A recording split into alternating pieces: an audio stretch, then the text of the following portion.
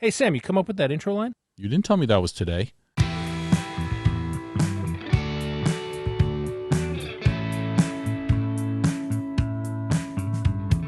Hello, everybody.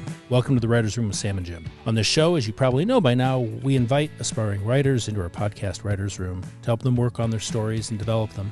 You can help us out by going to Apple Podcasts and hitting the subscribe button. Better yet, you can rate and review us, or you can join the conversation that we're having on Facebook at the Writers' Room with Sam and Jim. You can also follow us on Twitter and Instagram at the Sam and Jim. Now, we're going to break story with Kevin Ramlal in just a couple minutes here. But first, Sammy wants to go off. Sam, what you got? I want to pitch a very un-American idea, right? Oh, I like those. Which is something that I think we always realize it, forget it, re-realize it, forget it, which is everything in this country is about big. Everything is about ambition and moving up. And then in Hollywood, if you're not moving up, and then let's say you decide, you know what, I want to go run a resort in the Bahamas, everyone's like, oh, they left the business. You like failed. They're dead. Yeah. But it's like that in everything, in all aspects of America. And what I want to talk about today is this thing that I have to force myself to do is to go small. And, you know, we've been breaking shows, and we're always sitting there trying to figure out what's the bigness of it and the bigness of it. But I think a lot of times it's really, when we're hitting our head against what's big, it's to go to the small and find the big out of that. Mm-hmm. So it's not just go to the character. It's about digging for gold in the smallest possible moves that you can. What do your big ideas look like at the ground level? Right. We don't always have to solve it. Now, we go back and forth. You want to know what everything's happening in the big level, and I don't actually. I figure like we'll figure it out when we get there. But regardless of that, when we're trying to figure out what's the story, we have to forget the big stuff. We just have to live in the fact that our character wants this, or it's about this core idea. It's about this core conflict. It's not about, are the aliens coming from Epsilon 5, or is the supernatural thing coming through a rift, or is it about, you know, all the big stuff that we like to work in? It's smaller than that. I think all the truth comes out of it. It's not that we don't need the big, but the big... There's the rub. You got to know what the big is to do the small. Exactly the opposite of what I'm saying. I'm saying you find what you love in the small, you then look to the big, and like, how can I reflect that in the big? Because we know so much about the big. So many big things. We've all read a lot of science fiction books, a lot of mystery books, a lot of government books, all that. But which aspect are we going to choose of all those big things? And the answer is look to the small, think small, see what the gold is, and say, all right, out of all the big ideas we have, which one best or worst really suits that one? I feel like I love this rant, and I'm going to have to make the countervailing rant for how you can't do that if you don't know what you're talking about. But we'll do that at one another day. Okay, let's get into this week's show. Hi, Kevin. Welcome to the Writers' Room with Sam and Jim. This is Sam. Hey, Sam. Thank you so much for having me on. It's a pleasure to be here. Good to have you here, Kevin. So, Kevin, how did you come to be a writer? How did this, what got you to this place? Yeah, absolutely. So I was fortunate enough to go to the USC Film School and studied film and television production. Went there, self-taught video editor, and for the first, I would say, 5 or 6 years of being a filmmaker, I was really focused on directing, editing, indie producing, and physical production just across the board and kind of getting that together. Those are actual skills. Yeah. If you ever need a C-stand set up, I got you. All right. But it was a lot of fun, and really learning how to pull off good production value is a great skill to have. But it came to a certain point where it's that hard lesson of you're going to live and die by the script. And if the script isn't good, then it's really hard to make the rest of it good. Yeah. And I just like to be a hands-on person. So when I kind of had that realization, I was like, okay, let me really seriously focus on my craft and not just focus on, let me write a short so I can go shoot it, but let me write a short to make a good story and then, scale up from there. So tore through a bunch of scripts that I immediately shelved because I was like, this is crazy. I don't know why I tried it, but I learned something. Those are the clothes you tried on that all ended up on your bed right before the big date, right? Exactly.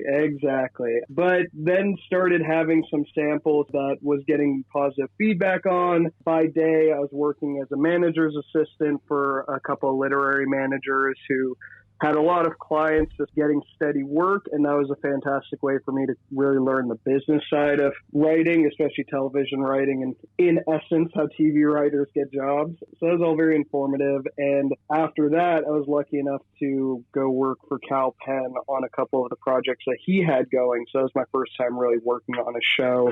I was on his freeform late night show, Cal Penn Approves This Message. And from there, got to work with professional writers, the head writer, the showrunner, and most recently, I was a writer's assistant on an unannounced Disney Plus show. So all of that has just been me being a sponge, keep my head down, work hard, and learn as much as humanly possible. And I really love process, so that's something that I was just so curious to see how all these, writers who've been doing it for many years and doing it professionally, kind of seeing how they get from point A to point B. And so, yeah, that's been a lot of where I'm at now, just trying to really get better at my craft while slowly working my way into the writer's room. You're really well-rounded, Kevin. I think I might hate you. Oh, no. I don't understand why he's here. Yeah, I know. He's working with all these writers. I think you have more credentials than I do. Yeah. No. I thank y'all so much for having me on. I'm very excited. Like I said, I'm always trying to learn more, and listening to a few episodes of the show, everything y'all said, I was like, wow, this is just so spot on. So, yeah, I'm just happy to learn. All right. Well, we'll try to get rid of Jim so we can do some actual learning. But so what's going on with your show? What is it? Yeah, so the script that I have right now, it's an hour-long pilot, light murder mystery called On My Honor. The log line is... Well, before you tell us the log line, even before, let's do something different. Why do you want to write this show, besides the fact you want to get a job as a writer? Like, when you sat down, you came up with something, what made you think this is the show? What happened to you that you were like, yeah, man, I want to spend the next year of my life wanting to kill myself so I can write this script 72 times before it gets to be vaguely okay, which is, that just could be our story. But what is it? What happened? Yeah, so it's about a Boy Scout who gets tangled up in a murder mystery. And I was a Boy Scout growing up. I was a Cub Scout, then Boy Scout, now an Eagle Scout. And that was a big part of my life growing up. And I'm South Asian, so I'm definitely not the typical Eagle Scout that one would think about, but it was always something that I really loved. And I feel like a lot of people love to make jokes about Boy Scouts. Oh, they're super nerdy, they're super dorky. But Boy Scouts in Texas, man, it's just a lot of reckless kids playing with fire and going camping and stuff like that. So it was always a world that I was like, I want to write something with this, because this is just part of who I am in a lot of ways. And making it a murder mystery, for me, I love genre, and I love leaning into like a really established genre that has tropes, and it makes it easy to write something that an audience can kind of latch onto. So kind of fusing those two things for me it just seemed like a smart choice. And it's not like this because it's light, but True Detective Season 1, my God, that is just like up there for me as far as like one of the things that I would love to emulate. And where I grew up in Texas is like pretty far outside of Houston, so it has a lot of small town, swampy, not really knowing what's kind of going on in the middle of the night sort of feel. So random serial killers, cultists. Oh, absolutely. Cultists everywhere. I would bet on it. Let me ask you a question. So you said something that I found really interesting, which is you said, I was a Boy Scout weeblo, that whole thing. I didn't go very far in it. But but I did it for a bunch of years.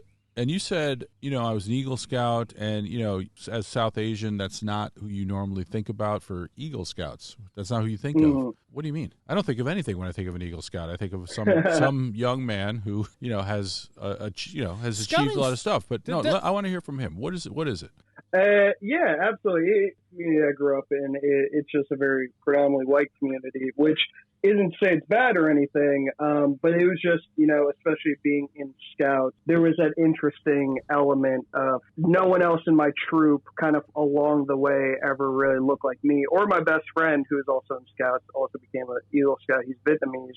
The two of us were always, whether it's at the troop meeting on Monday nights, or when we go to summer camp, or when we do the adventuring trek out in New Mexico for 2 weeks, we were always the minority in the space. And so we always kind of felt like we were not your typical Boy Scouts in that way. And it's also something that feels very American, which I guess is a loaded thing in itself. but only because you're from Texas. But let me ask you. It is a big part of it. It's a very big part of it. So how did you feel when you guys were like the two foreigners? Even though you're both, I mean, I assume you sound like you were born here. You know, maybe your grandparents were born here. I have no idea. But how did that feel? You know, it felt at times weird, but at other times it wasn't. It's interesting, I guess. When you're a kid, it comes and goes in interesting ways. And so there were definitely times where it felt weird. It felt like being the odd man out. But there were other times where it felt like expectations, which made it easy to kind of, blow past those expectations. And so by the time I was leaving the troop, I was like the scout, like the Eagle Scout kind of leading all the meetings and stuff. You have the adult scoutmaster who leads the meetings, but then you also have, I forget what the name is, senior patrol leader or something like that. You have that guy. And so I ended up in that position. And at that point, it didn't feel like an outsider. It felt very much like there was a fraternity and a common ground because we were all scouts. We were all getting these merit badges together. And that's part of why I wanted to write this show, is because I think a lot of people discredit the Boy Scouts, but there is something inherently good about what it builds and what it teaches the youth. And it's complicated. Like, it's not all good. It's not all bad. Sure, like anything else. Yeah. Exactly. And so for me, it was a mixed bag, but I wouldn't be who I am today without being a Boy Scout. And I keep my Eagle Scout on my resume. It's like the last thing on my resume. And that's what came up in my interview for this writer assistant job. So who knows if I would have got that if I wasn't an Eagle Scout. There's a lot of things I love about it and a lot of things I recognize that it's complicated. And so I just want to talk about it. The complicated stuff, because I wrote down what you said. Sometimes you feel like the weird, the odd man out. And actually you said some people expected less of you sometimes. Mm-hmm. And that's gold, man. And I don't even know what the show is yet, but the idea, on the one hand, Boy Scouts are amazing and you love them and they do things. That's great. That's not a TV show, right? That could be part of a TV show, of course, and you know that. But the weird odd man out and people expect less of you, right? Which, as your fine governor, ex-governor George W. Bush, he had a great line. It was a great speechwriter line. The soft bigotry of low expectations. That's right. And that is pretty perfect. And it's perfect. And it's so damning. And it's a great line. And clearly prevails in Texas. Tell me about it. Yeah. But anyway, I think that's really cool. And I just want to drill in because that's your connection, right? And that's the meat of this show. And please tell us the show, because I'm really curious to see how this all fits in together. Yeah, absolutely. So the logline is when Bash Gura, a precocious preteen with a knack for puzzles, learns that his father is accused of murdering a Boy Scout troop's scoutmaster, he must join the troop so he can work the case and clear his father's name. Well, how old is Bash? Bash is 12 in the script, so he's right around when you would join a troop if you were coming at a normal age. Okay. Yeah. Now, I assume you've seen the Apple show with the teen reporter? Is that Your remember. Honor? Is that the one, Bryan Cranston? No. This is it's a YA kind of. Our friend Dara series. Resnick, one of the showrunners, season 1. I don't remember the name of it right now, but it was. I highly recommend watching. I saw the first few episodes, and I liked them. It's just one of those. Oh my God, why haven't I finished it? Because there's 2,000 things I have to watch. But the question of a 12-year-old leading an investigation, that chooses the tone a little bit. Mm-hmm. Absolutely. Unless you have parents that are involved or other people involved, and then the tone can switch, because it does in this show. This show goes all over the place in tone. And it got picked up in the second season. So what's the tone of the show with the 12-year-old as the protagonist? I would say it's definitely a dramedy. It's an hour long, but it leans lighter than something like True Detective. Almost everything like The Stand leans lighter than True Detective. Yeah. But yeah, so Bash is definitely our protagonist in the main arc of the show, but his mother, Shannon, is also a detective. And so when the show starts, Bash, he's kind of introverted. He loves puzzles. He loves problem solving. And he really looks up to his mom because she's a detective. And he kind of thinks his dad's dorky because he's just an insurance salesman that loves Boy Scouts and is like a part of this scout troop as one of the parents helping, but he's not the scoutmaster. And so when the show starts, we start with Pav, his father, really trying to get Bash to join the Scouts and do something that the father likes doing. And Bash is extremely resistant. He has no concern. He doesn't feel like he fits in. He doesn't feel comfortable in that space. And then the Scoutmaster of the troop turns out dead, and Pav is implicated as the main suspect. So Shannon, his mother, is stricken from the case. She's not allowed to work on it. Obviously, there'd be a conflict of interest, but she's still going to because she's a detective and she's very good at her job. She's going to try and work on it through the shadows. So you have Pav go to jail. You have Shannon trying to figure out how she's going to work in this case. And you have Bash, who was at the Scout meeting the night of the murder. And he's like, wait a second, some of these pieces in this greater mystery, I know I have some intel on. So what the pilot really sets up is it's going to be about Bash and Shannon struggling to work together to clear this case. And while they start close, you think they're like mother-son, really close relationship. You start to see that Bash thinks he knows everything. Shannon thinks he's just a child and needs to kind of learn his place. And we really start seeing them butt heads by the end of the pilot as we see that, you know, Bash is going to do this whether she wants him to or not. And she is unsure if Pav is even innocent because she is all about justice. Her whole thing is about doing her job correctly, and Pav doesn't present an alibi. That's kind of his big thing in the pilot, where he gets arrested, but he won't say where he was when the murder happened. And so that hopefully is building out the bigger mystery. That's a lot of information. I like it. Yeah, I'm into it too.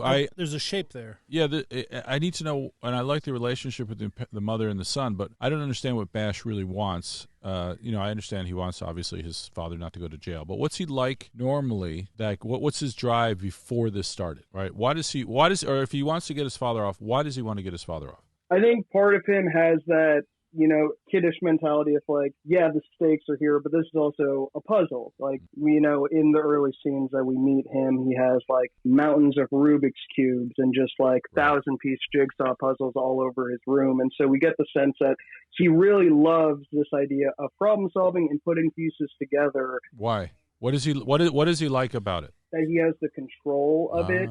He doesn't have great social skills. He doesn't have a lot of friends, but in this space, he's allowed to feel confident and like he knows what he's doing. And as we see, as he starts doing the Boy Scout stuff, has to learn how to pitch a tent. He has no idea how to do that. We get the sense that like puzzles is a safe space. It's where he feels like he is good at what he can do. Okay, so this is a guy who feels a little out of control of his life in general, but he feels so he uses puzzles and as a way and to stay in control. So he feels a little out of control, and so he's trying to get control. Yes. Is that sort of his vibe? Okay, I understand that. And I feel like you mentioned that his mom thought he was kind of a know-it-all. Is that right? Yeah.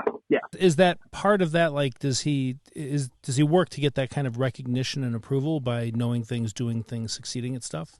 Yeah, I think so. Because I think before being framed for murder happened, she thinks it's cute. She's like, oh, he liked doing puzzles. He's going to be a great detective when he's older. But then when, things get real and he's trying to have a hand in helping, that's when she's like, okay, it was cute when it's a jigsaw puzzle, but this is like adult things. This is like a real life matter. And he can't really understand. Like for him, that's a disconnect. He's like, why does that matter? Like if I know what's going on, if I can help solve this, why can't that just be what it is? Right. And that's where they butt heads. I'm looking for his emotional, is he looking for emotional validation from being right, which is a character trait, right? Mm-hmm. And you can see it sounds like his mom's a little bit dismissive of him. It just opens up that opportunity for down the road. He's not just trying to get his father free, but he's also trying to vindicate himself in his mother's eyes, say, or prove himself that he's worthy. Right. Yeah. I will say so, yes. You'll see why Jim's asking that question, because I don't think any mother wants their kid involved, 12-year-old kid involved in a murder mystery of their father, right? And I don't think any detective is looking for help. So we already have that. So if he's a puzzle guy, okay, but the idea that he feels out of control if he doesn't solve a puzzle and that he's a show-off because he wants validation for that, that's interesting, and maybe we could work with that because that's more elemental. Whereas the other one's situational. And there's a bit of an emotional hole there if he feels like, his mother thinks he's just a kid and is sort of dismissive of him, but he hungers to prove that he is more grown up and that he does have more capabilities. Like that sets up some nice emotional stakes between him and his mom. Mm-hmm. Absolutely. No, that's all fantastic points. All right, so let's talk about what's your challenge, I guess is what I should ask. What is your challenge? What's driving you crazy? Yeah, so with a couple other scripts that I've had that I wrote after, or I've been working on since this one, I've been told I have a tendency that, if we're going to compare it to cooking, I'm just using one too many ingredients, and that kind of finesse of knowing what to include in the pilot and what not to include is something that I'm still trying to really get a handle on. And right. So with this, especially it being an hour long, I think I had a concern that maybe I was taking Bash's arc too far by the end, or I was just trying to tie in too many elements. I know that's the balance of a pilot. You want to promise what the show is going to have, but you also don't want to give away too much of it too early. And so I think that's my biggest concern with the script right now. Did I put too many moves in it? Like, am I kind of getting Bash too far along his arc? I know that needs to be in some sense accepting the call to adventure. And that's kind of what I wrote towards. But I think it might go a little farther than that. Too many ingredients is a really reasonable concern. And I think that most of us try to put in too much stuff. And Jim and our first draft of a show we're working on came in at 80 pages of a pilot. Now, granted, there's a lot extra there and all that, but there's just too much. We have never in our history written something that was short or too simplistic. It's just, we can't do it. And in fact, when we're breaking a story, we're always shooting for less. And in fact, in every writer's room that I've ever been in, only one time has the script come in short, and it was just in the outline phase, right? Where we got to see it. Never a draft, actually. I mean, the thing about having too much to start with is then when you let it simmer, right? And it condenses down, and you hopefully come away with both plot actions, things that happen, as well as richer emotions because it's had a chance to cutting out more and more things, but hopefully keeping pieces that have value so that it's dense with meaning and implication. Right. So the pieces we do have. All right, we have Bash. And by the way, are we going to get into his ethnicity at all? Is his mother also South Asian? Yeah, so this is, it comes up very briefly in the pilot, and it would be something I'd want to explore more later, but my family is specifically West Indian. My dad's from Trinidad, and we culturally are a bit more Caribbean than we are, Asian. So Bash's family is also West Indian, and that comes up very briefly in the pilot. Pav talks about how his father was a Boy Scout and kind of started this lineage of the men in the family doing scouting. And so we talk a little bit about the immigration story there.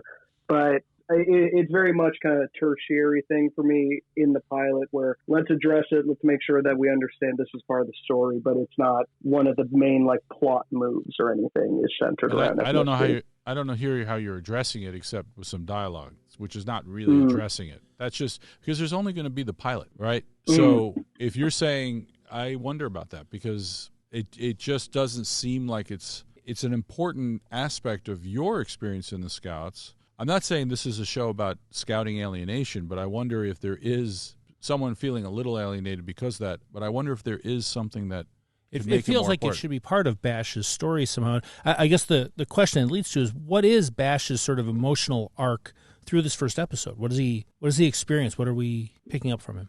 Yeah, I think he gets very defensive and upset when his father gets arrested because in his mind, he thinks his dad's a dork, but he's like, Dad's not a killer. There's no way that can happen. And so for him, he's already firmly in the camp that Pav is innocent, even though Pav won't give an alibi. And so that's part of where Bash and Shannon butt heads is that Shannon's more like, well, we need evidence. And Bash is like, what are you talking about? There's no way that he did it. So a lot of Bash's emotion. Hold on a second. Let me interrupt you just before you go. Jim's going to say it, but that's not an emotional actual arc. Those are like plot obstacles. Like he needs, I can see his mother, not believing in him being, that is part of his emotional obstacle. It feels like once he makes the choice to go ahead and be part of this, there's a world where that is the end of the pilot as he decides to go into doing this and embrace it, even though everything says he shouldn't. But it feels like on the other side of the equation where he's on his own, maybe because he's West Indian and he's in this more Anglo group of scouts, that's an obstacle that he refuses to back down from or whatever that is. But those feel like emotional obstacles that would be in the story for him to face. Got it. I see what you mean. Because what you pitched versus what Jim pitched, and I hate to agree with Jim, so I have He to. never does. But the idea that is, I want to connect with Bash. So if you're, yes, I am Trinidadian, Caribbean myself. Talking about you, Kevin, but I don't want to. I don't want to make that an issue here in the show, which I completely respect. Every show that has someone who is not just a white kid does not have to address that thing if you don't choose to do it. But if you're saying that's an important part of his makeup in some way, and it's a way for us to connect with him, and it colors the emotional journey that he's on a little bit in any way. That's the lens these scouts are looking at him through. Right. At least initially, I'm interested in the kid already. So you don't want to necessarily lead. Now, if you're like, look, I really don't want to get into it, then fine. Then don't even make it an issue. But the second you call out his ethnicity at the top, I'm going to be thinking about it, and I'm going to be looking for it a little bit. Yeah, absolutely. So speaking as a white guy, I don't know what I am asking here. I don't know. I don't want to say it feels like it's a story element. Yeah, I know all non-white characters must address their non-whitedness in some way. I'm not saying that, but as a writer, I am saying, well, wait a minute, there's something delicious in there. Yeah, right. and you, Kevin, talked about it. Weird, odd man out. People expected less of you. I'm like, dude, that's gold. Right, and like there's a version where the kid lets people think he's not as capable as he is so that they'll talk in front of him, he can learn shit. Yeah. Right? Even though that's the last thing on earth he can stand because he's a know-it-all and he wants to be the person who knows everything. Yeah, so he has to play dumb. Right. Which so goes against his very nature. His nature. Yeah. Yeah, absolutely. So I am writing this down as well. While you're writing, let me tell you about Jim. Really great. Jim tells this story. I don't remember the details, but where he was a kid and he was right about something and he didn't get credit for it. Everybody was like, he thought he got it completely wrong, but he had it right the whole time. And he's so pissed off about it. And this happened when he was like 8, right, or something. Something like that. That he still remembers this. And it has definitely affected how he is, because when we're pitching back and forth, sometimes he'll come up with an idea that I don't like, and I'll find myself saying, I don't know about that one, and he's trying to convince me just that it can work. And I'm like, if I now know, I say, I see how that could work, but I'm not sparking to it, he'll drop it, right? Because at least I've acknowledged it makes sense. He wants credit for having something that makes sense. I'm like, who gives a shit? Whether it makes sense, doesn't. What? Because this is not my particular thing that messed me up when I was a kid. It's Jim's, and I have my own. And as it turns out, when you're a TV writer, you can make shit make sense all day. That doesn't mean it's going to be around tomorrow anyway. Yeah, or any good. So, Jim, we might be kindred spirits. Myself doing that a lot with my girlfriend. It's like, you can disagree with me, but just tell me it makes sense. Right. So that's why when you were talking about the damage that he had, and you're like, oh, no, the scouts have given so much to me, but then this was the messed up part. Me as the writer is like, I don't hear about the good stuff.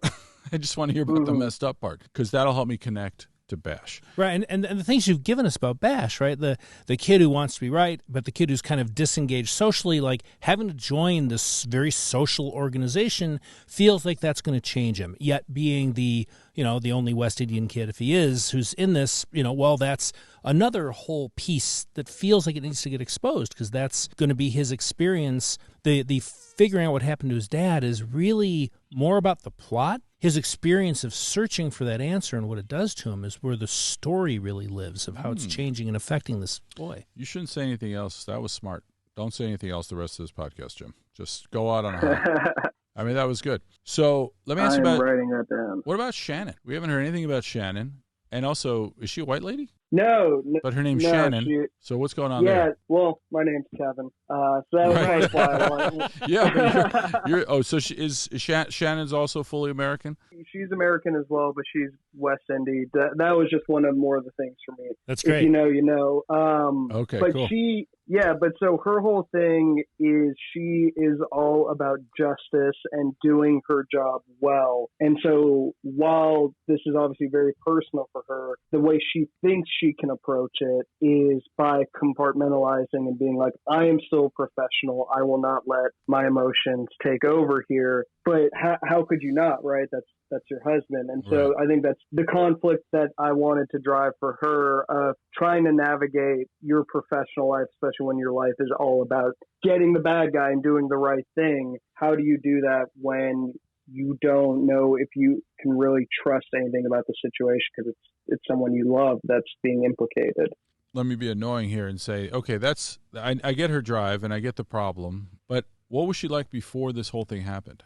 Like, what did she want in general before this all happened? So she wants to move out of the small town that they live in. Why? Because it's small town, it's small potatoes to her. She thinks that she's kind of grown past it, but they're really anchored there by Pav, and Pav's tied to the community. So that's kind of the problem between the two of them when the show starts, is that you can tell there's tension between them, in that Shannon wants something different for the family than what Pav wants. She wants to move closer to the city. And it sounds like she has an internal drive to be right and prove herself too, right? Yep, sure does. Because the idea that she wants to move, that's not actually a drive. That's external. I want to move. But the reason she wants to move, that's interesting, right? Because that tells us about her character outside of her circumstances. A lot of people want to leave the small towns that they are in and go to a bigger town for a lot of different reasons. But the why is going to affect many more choices to make besides just where they live. Yeah, so what's she like? I mean, why is she driven? Is she well liked by her people? Is she a little bit of a know-it-all like her daughter or son, rather? Yeah, she's a little bit of a know-it-all, especially as it pertains to her husband. You could tell there's an air of thinking she's a little more put together, a little bit more intellectually superior to Pav. Ooh, that's good. That's good, yeah. And at work, she's very much the hard ass, especially in comparison to her partner, who we meet in the pilot as well. She's very much like the by the book sort of person, and that, like mother, like son. That she know it all, I think, is a great way to put it. She thinks she has the best handle on the situation, even compared to her superiors in the police department. That's great. It's like her. It's a variation on her son. Her son, she doesn't retreat into puzzles and doesn't want to participate, but he does. She does. So this all feels right. What is the thing that you think might be too many ingredients? Because we don't have any ingredients. All we have is characters and the fact that one of them gets killed, or I'm sorry, somebody gets killed and one of them gets accused of it. And so what's the extra ingredient? Right. So you kind of mentioned it earlier about getting to the point where Bash to join this world so that he can investigate, and that could almost be the end of it. That right now is like 45 pages in. Basically, we set up early on that there's this camping trip that they were supposed to go on. This murder happens. Are they still going to go on the camping trip for suspicious reasons? The new scoutmaster is like, we got to do it. We got to soldier on. It's what Chuck, the old scoutmaster, would have wanted. And so Bash, initially, before the murder happened, was like, there's no way in hell I'm going camping. I had no interest in doing that. And now that he knows there's a way to investigate this case, he decides, all right, I'm going to go on the camping trip. And so that move is around page 50. And I think that then we have 10 pages of stuff that happens on the camping trip, and Bash finds one more piece of evidence. So it's really that area that I'm wondering, is that going a step too far? Is that a reveal that's worth having in the pilot? And yeah.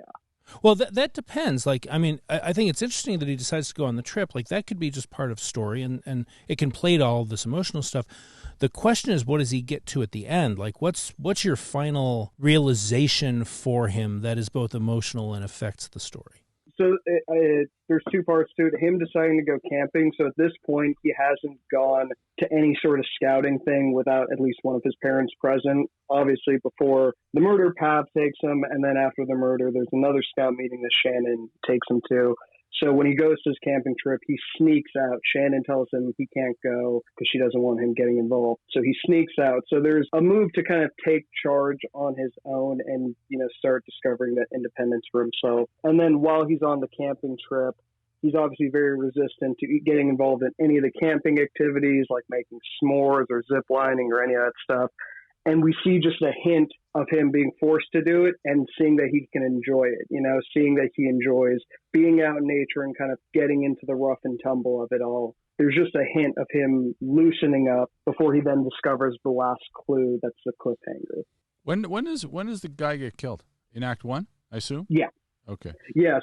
Act 1 is they find the body, there's a funeral, and then Pav gets arrested. I mean, Act 2... Oh, sorry. No, you go ahead. I'm sorry. Let's get that. But this all feels like plot, and I'm trying to find it. I can't get my arms around it because I don't yet give a shit. It feels like you have ingredients, right? Yes. Like there's emotion here. Yeah. I'm just not sure where it. I want to feel revelations through Bash's eyes. I think, right? 100%. That's the thing. Like, yeah, how does he feel it? It's got to be more than just he finds a clue. It's got to change him. It's got to be like maybe his father did do it. The clue that he finds. That's the money. Mm-hmm. Do we have that? Is it? Did you just pitch it kind of plotty, and that's why we're getting, or is it actually is kind of plotty in the script?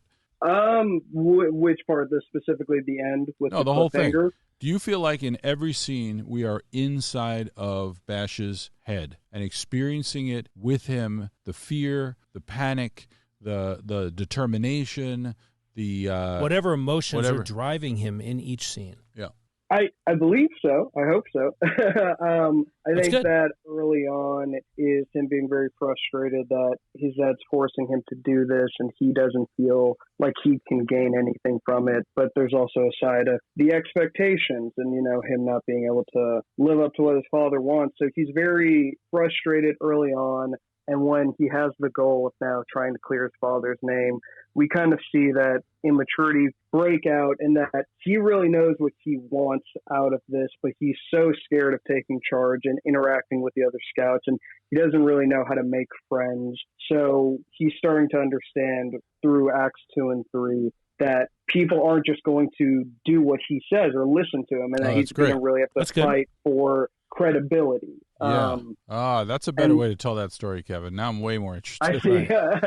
Yeah, because I another murder mystery. I'm like, yeah, okay, I've seen one or two of those, but this is good. This all right, yeah. And just to say it off the top, like I don't know how you're doing it, but I'll throw an idea out there. I wish I had a very clear, simple way of understanding Bash's simple internal predicament. It could be something like, and maybe it is something like, his father says, you should be like this, and when he says I'm trying to find some way that what Bash is doing by joining the Boy Scouts is proving something to his father that his father doesn't believe about him, right? Something where there's that challenge to him is what he's answering, and then all these things that he's doing that are hard for him are part of him taking on this bigger question of where he's in some way trying to prove himself to someone that matters to him. No, that's very smart. I always feel like I have so much trouble talking about what's the emotion of it all, but I hope it's in there. Why do you have trouble with it? Why do you think you have trouble talking about that? Sometimes it feels so abstract that I kind of feel crazy. Really? So talking about the emotions of it feels abstract and crazy to you, but not the fact that you wrote a story about some kid in Texas who goes camping? That's whose father is accused and all that? That's interesting. Can we get your girlfriend on the phone real quick? Look, man, I think it's always going to be, and Jim's going to agree, of course, it's only the emotional story that matters. Right. You can always change all the details of the plot and the clues and all that stuff, right? It's the real story is what is someone confronted with and how do they react to it? How is it bad for them? And then what do they have to do to overcome that thing or get past it or whatever it is? Like, that's your story. Do you have the first scene of this written or sketched out at all? Yeah. Yeah, what is it? Tell us that story. Tell us just what happens in the first scene, but make sure it's the emotional version of it if you could. Absolutely. The first scene is Bash and Pav coming home after the first meeting. And the emotion of it is just very much Pav expecting Bash not only to be interested in this, but to be excited about it. And Bash doesn't understand why his father cares so much, and that frustrates him. So it very much ends in Bash, screaming at his dad and storming into his room because he doesn't understand why this is so important to Pav. He doesn't understand what about scouting could be so enriching to him. He thinks it's dumb, and he's upset that his dad would force him to do this. That's the thing right there. Yep. Why is he upset that his dad would force him to do this? Because he's a mama's boy. He's super interested in what his mom does with being a detective. No. Why is he upset that his dad forced him? Because he doesn't want to do it. He wants to stay home and work on he doesn't want to step out of his comfort zone. Okay, that's better. That's better, right? You see, we're trying to be mean to you. Sorry, Kevin, but we're drilling. No, I appreciate it. But it really comes down to that idea, because if the scene is just about a father forcing his kid to do scouting and the kid doesn't want to do it, that's kind of like that's a lot of dads trying to force their kids to do things that they happen to kite flying. It could be kite flying. It's about Bash's response. It's about Bash. What does he think his father is doing? Right? And maybe, let me just, instead of drilling on you, let me just pitch something. Maybe he's pissed because he doesn't think he's good enough for his father. Maybe he's pissed because any one of those things that happens in that moment that will catch me. Do you know what I'm saying? Otherwise, it's just, I got 2 kids. Do you have kids, Kevin? No, I do not. Well, let me give you a glimpse into the future. They don't always want to do what you want them to do. But their reactions and why they don't want to do it is so different. I have 2 of them, and they are night and day on this. You know what I mean? But whatever it is in this moment, if it's setting up the idea that going back to that scout troop is a huge move for Bash, because of whatever, if he talks about why he hates it so much to his mom, and we know, but then he goes and does it because his dad's been put in jail, well, now I'm on board with this kid, right? Like I want to be on his side, and I know that he's confronting stuff that scares him or that he's rejecting whatever's topical reasons. There's something about it that's really distressing to him, challenging to him. And right now, that scene feels like a setup scene. Yeah. That's what I'm saying. It feels like all right, I see what you're doing there. And you just want to kind of get past it so we can get to some meat, but that is the meat. Yeah, because that meat is the setup. Yep. That's the real setup is why is he on the hook here? What's up with this kid? I see. Right? Yeah. No, definitely. That's very helpful. So that's really the most important thing for you. And if you can go through your whole draft and keep that point of view, keep that POV through Dash's lens every scene that he's in. Even if you said to him, like when your first line out of your mouth was, they come home after the scout thing. But that's not the line. The line is, Bash is completely demoralized when he comes in the front door, right? It's that idea. Like, I want to be in his head in every line because he's the one I care about. And you can do that with the father, too. I'm not saying you can't. It's just when you're talking about him, let it be through his POV. But I just got to feel it. You know, you got such a good little character, 12-year-old, South Asian. Is it in Texas like you? Is that what you're saying? Yeah. And he's in the Scouts, and he doesn't want to do it. And he doesn't want to do it for this reason that's emotional. You could do a thing where he quit at the meeting, and they walk in the door, and he and his dad are in the middle of a fight, in a sense, regardless of how much they've said to each other, because the kid quit. And the reasons why the dad didn't want him to and the reasons why the kid did it, that immediately you have the conflict, right? And that's coming up with discussions with the mom, with each other, whatever that is, but then you have it. Yeah, and I would when I write it, if I were to write this, I would just have them flat out say the Schmaltz version, just on the nose. Bash comes in and says, I don't want to be a scout because I'm weird, and they look at me like I'm weird, and they don't know why. And then the dad would say, yeah, but you're my son. So, yeah, you might look weird to them, but I know that you're amazing because you're my son. And this is the son. This is if the dad's arrogant, right, or whatever it is. Or the only way I don't want you to feel weird, and the only way to not feel weird is to go be a scout. You could do that.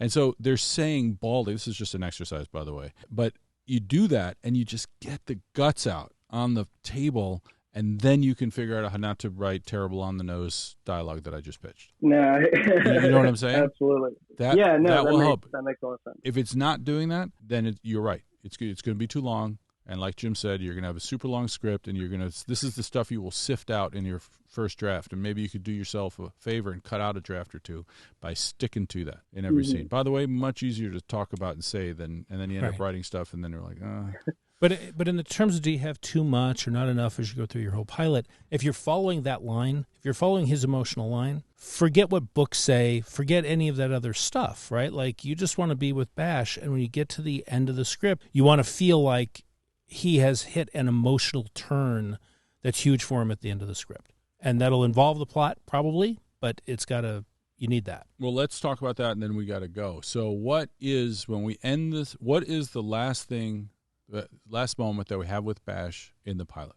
The last moment is that he finally stepped out of his comfort zone and realizes it's not going to kill him, but actually it will reward him. And so him enjoying doing the scouting stuff at camp is what leads him to find this clue that kind of cracks the case wide open. And that's where the pilot ends. So that's what I was hoping for him to learn over the course of the pilot, is that it's going to be weird. It's going to be uncomfortable. You're going to have to fight for your right to belong, but if you're willing to do it, it's rewarding. That's what he learns. Jim started shaking his head when you said, and I know, and I agree with him, but the thing is, don't let him learn too much. It's just very small. This has to continue to be something he's beating his head against as we move forward. Yeah, don't take away one of his main sources of conflict. He can have a teeny victory in it. I'm not saying that. The victory is the clue. Right. But that's his arc, is him figuring this out. Don't answer that. If he finally does the zip line that he's been terrified of and feels triumphant when he gets to the far side and looks down and sees his father's name badge lying on the ground next to a pool of blood, that's a thing. Yeah, because it's a big setback. He's gone up and he's gone down, and you go, holy shit, and you're out. Mm-hmm. So don't let him get a victory and a victory and a victory, and then I'm like, Kevin, you're taking care of Bash, and we don't want to take care of him. You created the character, and now we need to beat him silly. Right. You want a sine wave going through your script. If he's up, he's down. He's up, he's down. He's up, he's down. Right. And don't take that part too far. And let him be an asshole sometimes. Absolutely. Yeah, Absolutely. That's the thing. Kevin, I hope we've been at least a little bit useful this time. No, and this has been extremely helpful. Good. You have a lot of good stuff. I mean, you came to the table with so much stuff already, though. Thank you so much. It's a good world. You've got really great stuff here to work with. Well, I really appreciate that. This has been great, especially I feel like character understanding and finessing how much they should be changed by the end of the pilot is something I'm constantly trying to wrap my head around. So I think I have a really strong idea about, especially like the latter half of this pilot, what I should be going in and doing just in regards to Bash's emotional arc and just making sure that we're tracking that POV the whole time. That's really helpful. It's really good to talk to you, Kevin. Yeah, good luck with this, man. Thank you all so much. Again, thank you for your time and for bringing me on. This has been really helpful and just super pumped to have gotten to talk to you. Thanks, man. Okay, Be thanks, well. Kevin. And that's all we've got for you this week. Our producer, J.R. Zamora-Thal, is working the mixing board. Our logo was designed by Julien Debar-Monclair, and our music was provided by Buddha Rays out of Austin, Texas. If you want to get in touch, we are at The Salmon Gym on Instagram and Twitter. And you can find us on Facebook and YouTube as The Writer's Room with Salmon Gym. And if you like hanging out in the room with us, give us a follow on Apple Podcasts, Spotify, or wherever you get your podcasts. And tell a friend, would you, so we can get JR paid. Thanks, everyone. See you next week.